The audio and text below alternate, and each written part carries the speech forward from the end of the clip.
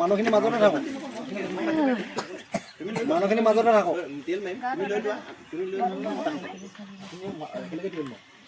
তাতে বহি থাক তাতে বহি থাক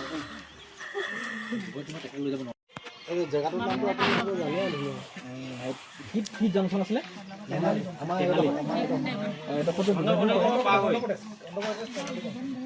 এইটো বিজয়পুৰ হ'ব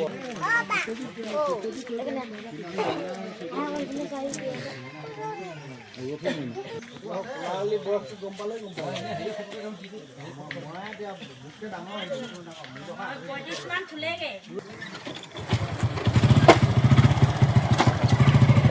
ৰাতি আজি যোৱা নিশা ৰাতি 11টা বজাত 11:17 ফোন এটা আহিছিলে ফোন কৰিছিলে যে মই আৰু মোক দেখি নাপাবি মোক মাৰি পেলাব তাত মোৰ মানুহজনী আছে নেকি বোলো নাই মোক বোলে মাৰি পেলাব তহঁতি দেখি নাপাবি আৰু সেনেকৈ কৈ ফোনটো কাট খাই গ'ল ফোন কাট খাই যোৱাৰ পিছত আমি ফোন মাৰিছোঁ ফোন লগ পোৱা নাই ফোন বাজি আছে ৰাতিপুৱা 8টা 9টালৈকে ফোন বাজি আছে কিন্তু ৰাতিপুৱা 9টামান বজাত এগৰাকী মাইকী মানুহে ফোনটো ৰিচিভ কৰিছে তেতিয়া মই ক'লোঁ মোবাইলৰ মালিকক ফোনটো দিয়ক তেতিয়া কৈছে যে মোবাইল মালিক নাই ডেড বডি হৈ গ'ল তেতিয়া কৈছোঁ ডেড বডি হোৱা যদি ডেড হৈ গ'ল ফটোটো দিয়ক তেতিয়া কৈছে 2 মিনিট 2 মিনিটৰ পাছত দি আছোঁ এতিয়া নিজে দেখাও নাই কি হ'ল কি ঘটনা ধেমাজি আৰক্ষীয়ে তদন্ত হ'ব কৈছে তদন্ত মানে 9টা বজাৰ পাছতহে হ'ব বুলি কৈছে কাৰণ এতিয়া কিবা এখন মিটিঙত আছে বোলে মিটিং ভগাৰ পাছতহে হ'ব কৈছে তেখেতৰ ঘৰত পৰিয়ালত কোন কোন আছে তেখেতৰ পৰিয়ালত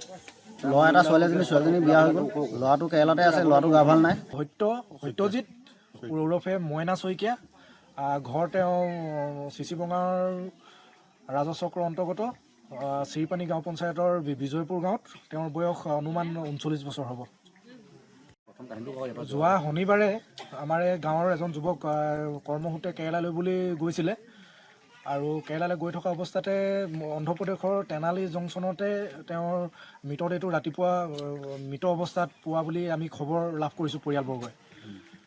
আৰু বিশেষকৈ আমি হত্যাকাণ্ড বুলিয়ে অনুভৱ কৰিছোঁ কিয়নো এটা ফোনো কৰিছিলে তেওঁ মোক মাৰি পেলাব বুলি এনেকুৱা এটা ফোনো ঘৰৰ ওচৰৰে তেওঁ পেহীয়েকৰ ল'ৰালৈ তেওঁ ফোনো কৰিছিলে ৰাতি 11:17 11:17 আমি অসম চৰকাৰৰ মাননীয় মুখ্যমন্ত্ৰীলৈ এটাই অনুৰোধ এটা সুন্দৰ তদন্ত হ'ব লাগে আৰু